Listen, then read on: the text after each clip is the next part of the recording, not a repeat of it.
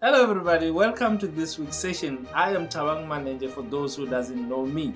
So some of you are married in community of property and you want to buy a house, but the issue is you have some difficulties that you are experiencing with your spouse, whether the spouse is unemployed or has a poor credit record, or you just want to protect your assets from your spouse, because some people, hey, they are married in community of property but they still want to protect their assets. I don't know. Okay, so let's get to it, shall we?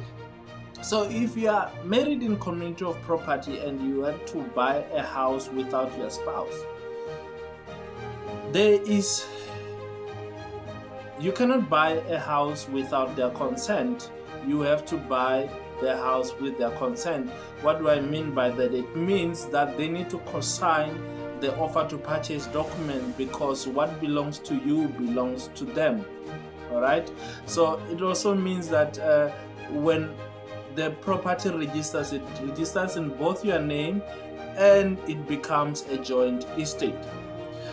The other things that you must also understand when you're married in community of property is that whatever that you had or whatever assets that you had bought before the marriage also belongs to them after the marriage, right?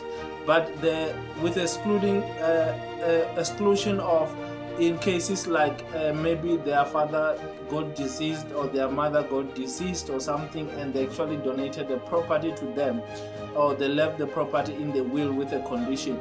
In that way, the property only belongs to them. It doesn't belong to both of you. That is really the only exclusion that I'm aware of. All right, so let me just also just clarify the other types of marriage, like customary law, right? So from the 15th of November 2000, customary law became a civil law. So which means that if you are married traditionally, then all the conditions of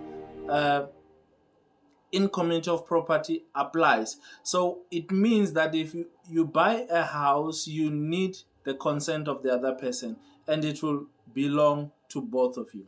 All right.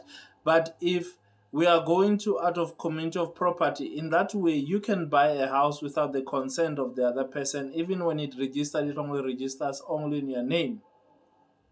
But you can also buy as co-owners, so as joint buyers, in another words. So guys, this is all for this week. If you feel this information is useful, please don't forget to share, subscribe, and see you next week. Thanks. Bye.